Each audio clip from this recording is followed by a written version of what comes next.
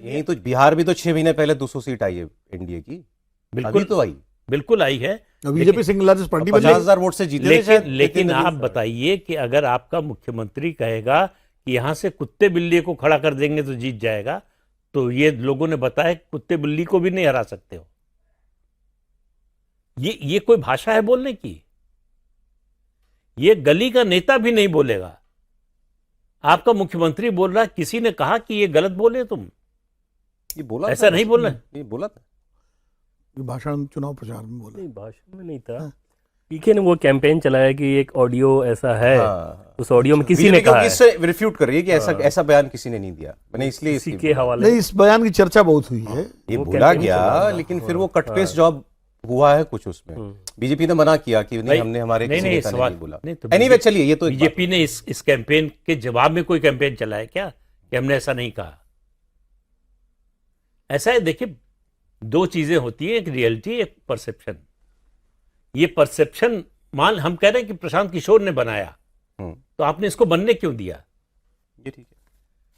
तो जब ये परसेप्शन बनेगा, और आपने जिसको मुख्यमंत्री बनाया उसकी कोई छवि, ऐसी उजली छवि तो है नहीं कि जिसके खिलाफ कोई उंगली ना उठा सके। प्रशांत किशोर ने कहा था कि ये तो रेफरेंडम है सम्राट चौधरी पर, ये बाईपोल सम्राट चौधरी पर अपने को पोजीशन कर रहे हैं राइवल के रूप में, नंबर 2 के रूप में। इस बाई इलेक्शन के नतीजे का मुझे लगता है बीजेपी को तो बहुत बड़ा झटका है, ये आरजेडी को उससे बड़ा झटका है कि लोग आरजेडी का विकल्प खोज रहे हैं। और जिस तरह के पॉलिटिकल स्पेस क्रिएट हो रहे हैं जब लोग अल्टरनेटिव खोजने लगते हैं, आप देखिए तमिलनाडु में क्या हुआ, एक नई पार्टी बनी और सत्ता में आ गई। प्रशांत किशोर पहली बार चुनाव लड़े, ठीक है, जब जनरल इलेक्शन हुआ तब उनको कुछ नहीं मिला, क्योंकि उस समय लोग बीजेपी से नाराज नहीं थे, बीजेपी को हटाना नहीं चाहते थे।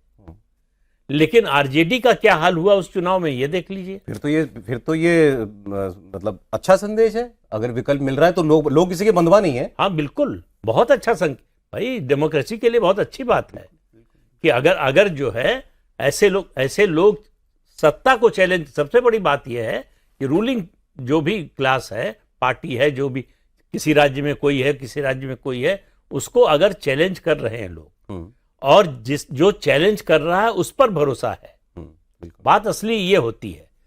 प्रशांत किशोर की नीयत पर अभी लोगों को शक नहीं हुआ है। यस, बिल्कुल। जिस दिन नीयत पर शक हो जाएगा, साफ हो जाएंगे। जब तक नीयत पर शक नहीं होता तब तक उनको इसका लाभ मिलेगा, और वो लाभ मिला है। पहले मुझे बताइए कि पार्टी को आभास था कुछ ऐसा हो सकता है यहाँ पे? नहीं, वो वोटिंग के बाद भी नहीं। और वो ज्यादा चिंताजनक चीज बीजेपी के लिए होनी चाहिए कि जैसे वोटिंग के बाद भी जो लोग पूरे इलेक्शन मैनेजमेंट में सौरभ लगे थे, उनका फीडबैक यही था कि लगभग 20-25 हजार वोटों से जीत होगी। पिछली बार जैसा मार्जिन नहीं रहेगा, लेकिन 20-25 हजार वोटों से जीत हो जाएगी। प्रशांत किशोर को जितने वोट आए थे उतना तो मार्जिन था पिछली बार नितिन नवीन जी का।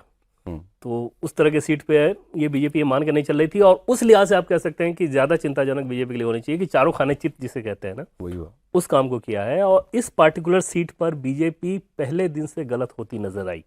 जैसे पहली बार जब इनको पता था कि सामने प्रशांत किशोर जैसा कैंडिडेट है, वो कैंडिडेट जो कि कोई भी इस बात को मानेगा कि प्रशांत किशोर को विधायक बनने के लिए ये सब करने की जरूरत नहीं थी।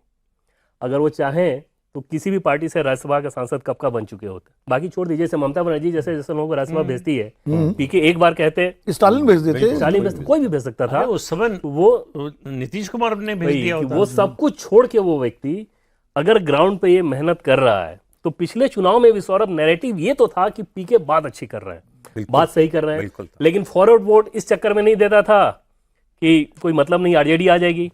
आरजेडी का जो कोर वोटर जैसे मुस्लिम वोट, वो इस लिहाज से नहीं करते थे कि जीतेंगे नहीं, बीजेपी आ जाएगी। इस सीट पर यह समस्या नहीं रही। जैसे प्रशांत किशोर ने बहुत समझदारी के साथ ये नैरेटिव चलाया। एक तरफ तो डेवलपमेंट का नैरेटिव चलाया कि कैसे स्कूल होना चाहिए, 1 साल में मैं स्कूल ऐसे दे दूंगा कि अगर सरकारी अच्छे स्कूल नहीं हो तो प्राइवेट स्कूल में दे दूंगा, वो मैं अपने खर्च पे दूंगा। लोगों को वो बात समझ में आई। दूसरी चीज, वो बहुत सक्सेसफुल हुई, ये समझाने में सफल रहा है कि इस चुनाव से बीजेपी सत्ता से बाहर नहीं जा रही है बीजेपी के वोटर्स के लिए। दूसरा, आरजेडी नहीं आ जाएगी।